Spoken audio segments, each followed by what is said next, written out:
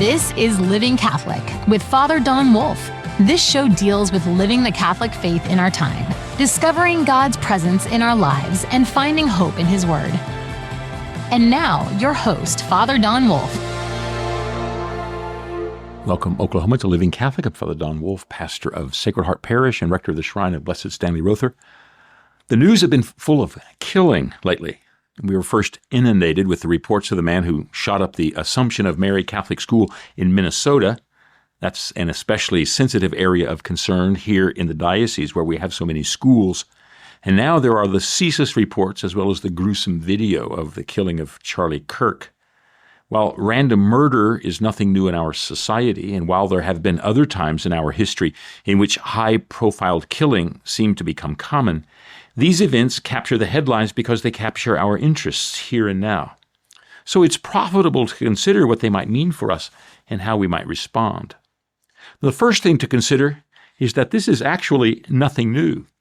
While we're genuinely horrified at the high-profile violence all around us and its impact on our day-to-day lives, we've lived through this at other times. We do suffer from our own immediacy bias and imagine no one has had to cope with these circumstances like we have. But the truth is, there have been other times when violence has been the front-page story around the world. At the turn of the 19th to the 20th century, there was a wave of killings targeting mostly high-profile politicians and leaders. The Tsar of Russia was killed in a bomb blast. The president of the U.S. was shot to death, which is how his vice president, Theodore Roosevelt, became president. An attempt on the life of Queen Victoria was undertaken, and the King of Serbia was murdered. It seemed at that time as if the world had come off its hinges. A culture of assassination and murder seemed to spring up even in the midst of the most settled and developed political cultures of the time. And the impact was tremendous as governments fell from power, policies were changed, and relationships between nations shifted, all as a result of these acts. We might recall also that the events leading to the outbreak of World War I, the most destructive war in history up to that time, was triggered by a political assassination of the heir apparent to the throne of Austria-Hungary in 1914. These were more than the product of avid journalists seeking headlines. They were the causal energies that stirred the monumental earthquake of change that was the 20th century. Again, in mid-century, the world was shaken by high-profile killings that changed the course of nations. Medgar Evers was murdered for his stand on civil rights. Ngo Dinh Diem was murdered during a coup against his government in South Vietnam. John Kennedy was shot to death in Dallas. His killer was subsequently killed in cold blood on camera. Malcolm X was shot to death in his own venue, and Martin Luther King and Bobby Kennedy were gunned down to the horror of a shocked nation. Added to the convulsions of society going on at the time, these events seemed to cascade into a kind of free-for-all in which the general norms of society had come undone so that anything could happen. At least it felt as if anything bad could happen. No one was safe, it seemed, and nothing could be counted on. Added to the shock of these events, and perhaps it's only a general commentary concerning most acts of murder and violence, each of the persons who were killed were high-profile characters. They were deeply involved in the working of the politics of the times. Each of their lives made a difference in the course of history. If they had lived, things would almost certainly have been different. Rather than random, senseless killings, which is part of the background noise of our troubled world, the extinguishing of their lives changed the harmony and the orchestration of everything in their society. The tenor of the 60s would have been remarkably changed if their voices had sounded throughout that decade and into the following one. It wasn't so long ago that everything in society was marked by the grim outcome of the deaths of these, the most notable and important. So our age isn't unique in this aspect. Unfortunately for us, we've been here before. The second thing to notice is encapsulated in one of the images published from the notebook of the Minneapolis school shooter. In his diary, detailing his self-reflections and thoughts, he sketched an image of a person, presumably him, looking into a mirror and seeing a demon looking back. It is startling, no doubt. I've seen it on a dozen different websites calling it to our attention and calling attention to the serious nature of what we're dealing with. If this individual was thinking about his life and detailing his thoughts in terms of some diabolical relationship, then something nefarious was truly afoot in his life. Or at least it would seem to be so. Most commentators think it was. But I wonder, if he had sketched the same picture and the image staring back at him was a Green Bay Packer football player, would we have made much of that? Of course, we wouldn't be looking at it if he hadn't drawn it in his diary, put the book back in the drawer of his desk, and then gone on to sell insurance or to fix cars. No one would have cared what he saw in the mirror if given a moment to describe his feelings, and nobody would make much of it. But in his case, because of the content of his actions, we respond differently. And rightly so. Given what he chose to do, any glimmer of evidence that we can read so as to understand what he was thinking becomes a resource for us to discern what he was up to. And if it's possible to make sense of it, perhaps we can understand it a bit more. And if we understand it, perhaps we can do something to help others avoid it, or at least become aware of it before it takes such a heavy toll. It's also the case that this image is only one page of the diary. Our complete understanding of it is put in abeyance until we can see something more of what he wrote. It reminds me of an example in my logic book from my second semester in college more than 50 years ago. In it, the example was this. Imagine an attorney asking a witness in a trial if pornography was found on the end table next to the accused's bed. If the witness answered yes, the attorney then points out that the accused must have a dodgy life or a troubled past in the present that is showing itself in the present. The defending attorney then gets up and asks if a copy of the Bible was on the end table as well. And the same witness answers yes. One follow-up question and the ironclad conclusion so easily arrived at begins to come apart. Whatever the accused is, he's not to be described by one answer to one question. We can't come to a conclusion based on a single image or a single occurrence. And that was the point of the logic book's example. And all the more so here, we're cautioned. The killer could have been troubled and tortured in his life and conscience, or he could have been scribbling one day thinking about something he'd seen in a TV or a movie. Just that single image isn't quite enough to conclude what was going on in his mind. It is troubling, certainly, but I don't make it out to be the cornerstone conclusion that this man was uniquely troubled or tormented. Perhaps he was just a man. That would be more troubling for all of us. In his wild awfulness, to be prompted to shoot kids who were praying in church, maybe he was just a man. I concur. Violence and the horror of killing is a demonic attribute. We're not dealing with questions of flesh and blood only, but also of the spirits that occupy our age. Nasty spirits who want destruction and suffering are part of the miasma of our world. Murder and violence certainly are a result of these spirits running our society to ruin as best they can. Imagining they don't exist or are only a part of the outdated and outmoded way of speaking about the world is the narrowest and most obtuse way of analyzing what's going on among us. If we don't account for the spirits at work to torment and to tempt, we're ignoring a good chunk of the New Testament as well, and a good part of the history of human interaction. We do well to affirm that the influence of the demonic is neither old-fashioned nor outdated. Demons certainly are at work in the world, and their power to manifest themselves in the decisions and actions of others is real. In fact, they are among us and at work amidst us all the time. It's unfashionable to say that out loud in the comfortable halls of conversation, but it's no more than affirming what the church has taught for generations. We're not simply afoot in the world, passing from one option to another, free agents to actuate whatever we choose of what is in front of us. We are instead in an arena of contestation, always striving to implement our will amidst the powers and energies that make up our world. It's hard to convince that the power to kill and destroy isn't one of the powers sloshing around among us. Looking at this culture of assassination in our 20th century is only to prepare ourselves for looking hard at the numbing horror of killing and dying that has defined it in every way. More than 100 million people were killed in the violence perpetrated in the bloodiest of all centuries up to now. That's the 20th century.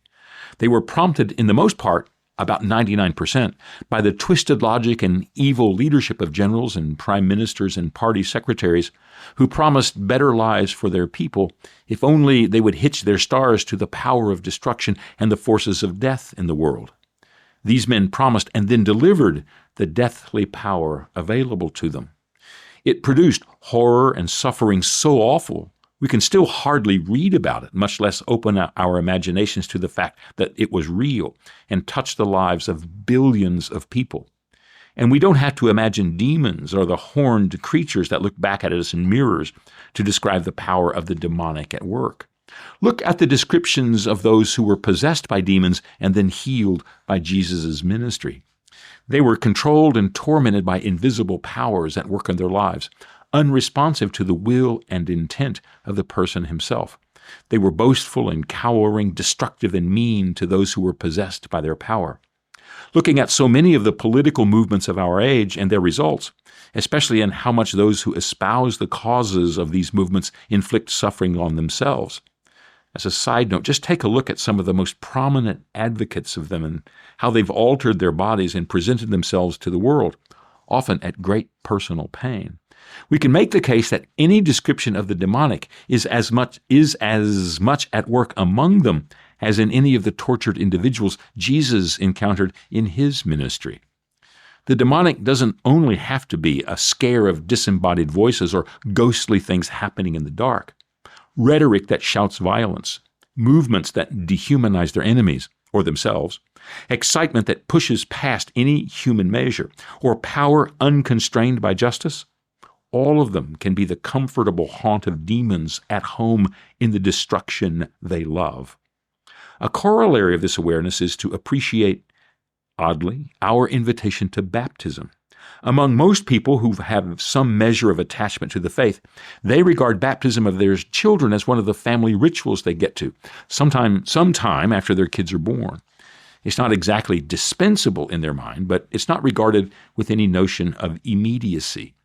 In our grandparents' day, when infant survival was always in question, the concern was to baptize a child as soon as practical so as to bring this little soul into the embrace of Christ in the church.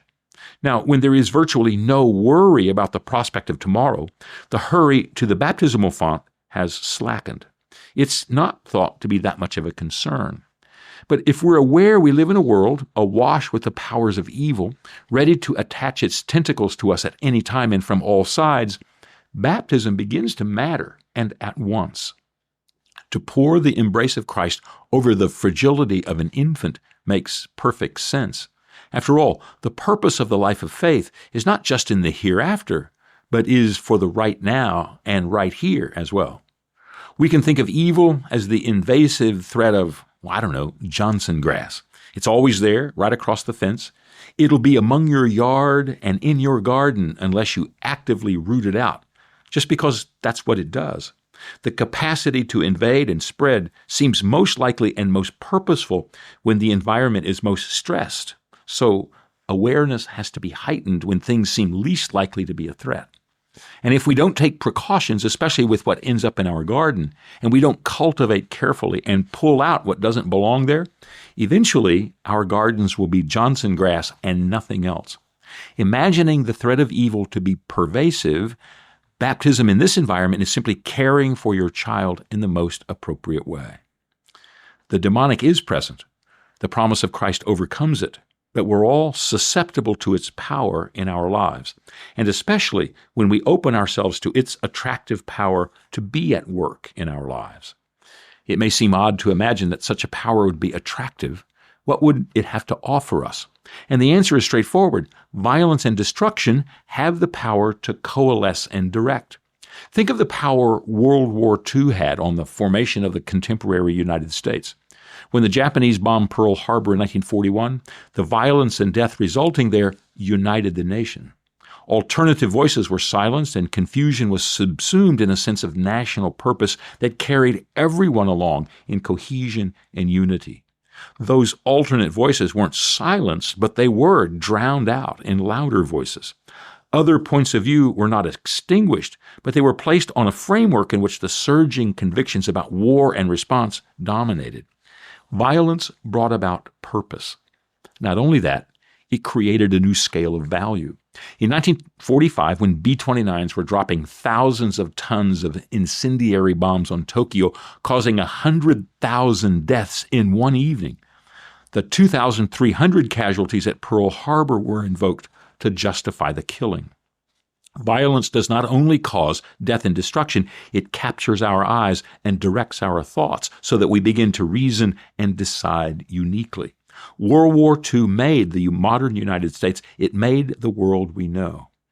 You know, it's even described in the Bible. In Genesis, as the author describes Cain killing Abel, he describes what happens to him after the murder of his brother. Cain wanders the earth with the mark of killing that presses on him, but he also travels from place to place and is known as the founder of cities. Violence and murder can create social solidarity, enough to create the unitive force necessary to keep people together. These are the demonic forces that tempt us, because after all, we need social solidarity and common purpose. These powers are waiting in the weeds, always there to attach themselves to us, tempting us by their utility and trapping us by their effects. Above all, we know that they're real. They're not fiction, nor have they grown outdated. The powers of this world are part of this world. They are to be confronted, defeated, superseded, and cast out. Or we'll find ourselves availing of them to make our way through the world, which is the really horrific part of the news about the recent murders.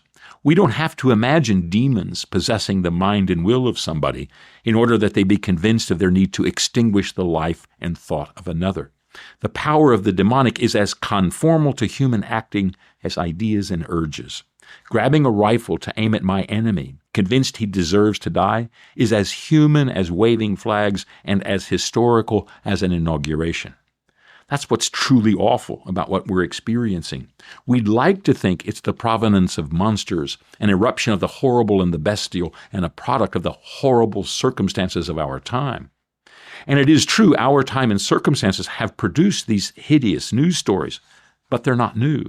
The truth is that normal people have the capacity to twist their thinking and pervert their convictions, and so produce the violence we now note among us. That is the provenance of the demonic, sure, but it's not limited to the occult or the supernatural. People everywhere have the capacity to be awful and to act in terrible ways. They don't need external promptings or super temptations. That's exactly why we have to keep such close guard on our thoughts and our speech. It's easy to lead an ordinary person in a moment of weakness or in a season of brokenness to do the most awful things. Of course, we take note of those who adopt anti-civic sentiments or who express crazy convictions. They're signaling to us the fault lines in society. They're like the natural signs we pay attention to. Some outdoorsmen, for example, tell us that if they notice deer or bear in the woods growing an extra thick coat, they know we're in for an extra cold winter. These small signs signal what's going on in the world. So also those who are the most unbalanced and the most damaged can signal to us the currents flowing through the ether. But they're simply the avatars, the precursors who are acting out what's taking place. Several years ago, there was a book published detailing the history of a group of soldiers who were recruited to the German occupation forces in Poland and White Russia during the Second World War. These men were older, they'd been local policemen in their hometowns, and they were placed in the occupied territory to handle the local population. At first, they were given the job of enforcing order in the conquered lands, making sure the laws and the ordinances of the army were kept. Then they were sent to round up the undesirables the Nazis wanted to control and then eliminate. This quickly turned into executing these people, often in large numbers at a time. Eventually, it got to where they expected day by day to be called on to round up the members of a village, take them to the outskirts of their towns, and then shoot them by the hundreds. These were ordinary men, not hardened, brainwashed Nazi youth. They had families and connections to home. Often, they were serving with men from their own hometowns, men they had known throughout their lives and careers. Many of them had sons in the regular armed forces. Yet in a matter of a few months, they turned into murderers who carried out the expected liquidation of the enemies of the state with hardly a question or a concern. They were just ordinary men. We have to be concerned at this juncture in our history, as we hear the stories of these killings, that they are like the light we see around the doorframe that heralds a new day. We especially have to be attentive to the fact that we can't just point to demons in the mirror or comment on the new fascination with the dark arts. We have to know this is the fraying of the fabric of life. These crimes may be the product of troubled men and tortured minds, but they herald the crumbling away of what allows our society to function. And once the foundations begin to crack and wear, whatever is built on it will pitch and gap and fall. This news is even more disturbing than we know. They call out to us to examine where we are and what's going on among us. We may feel secure in our own environment and sure of our relationships and certain in our principles. We take appropriate precautions at what may happen so as to be protected from the extremes of life and the violence there. But we have to do more. First, because we're a people of faith who are called to be witnesses of Christ to the world that we occupy. In a place where the demonic rises among us, we have to invoke the promise of Christ to cast it out with love and forgiveness. And second, because there is no way to begin to address the tortured decisions of others without addressing what might be twisted and dark within ourselves. We are in this world. If the currents are stirring, they're washing our feet as well. The plague of violence is so awful, precisely because it touches all of us and every part of us. The answer is what it always is: the examination of our consciences, the acceptance of our faults, our sincere repentance, and then our search for remedies. And all of this lies only in our hands and has to come from our hearts. The news is bad, but is always the beginning of what can become good. For there's nothing that lies outside of the work of God ready to come into the world, and to come into the world by what we choose, by how we act, and where we cast our lives. This is our work. Back in just a moment.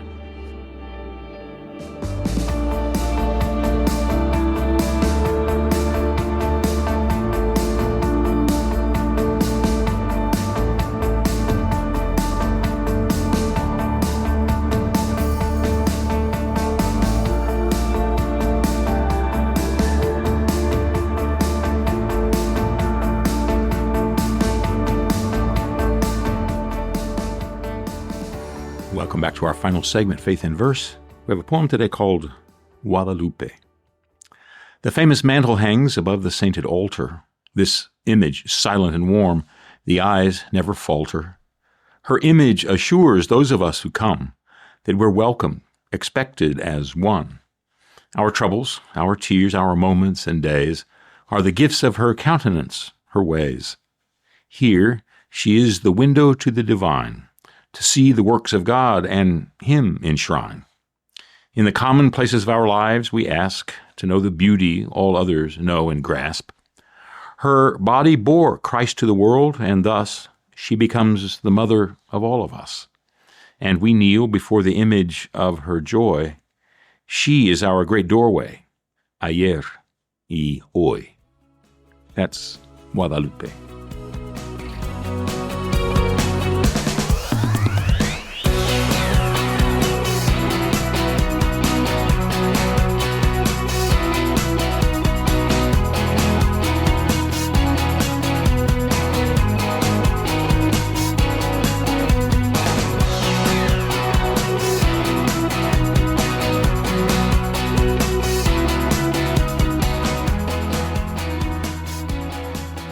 Our work always is to be present to and be responsive to the work of God in the world.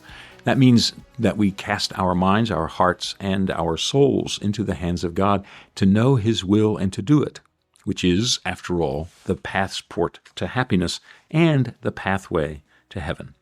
I hope that in the weeks to come that all of us can be together as we continue to explore what it means to be living Catholic. Living Catholic is a production of the Archdiocese of Oklahoma City for Oklahoma Catholic Radio. To learn more, visit okcr.org.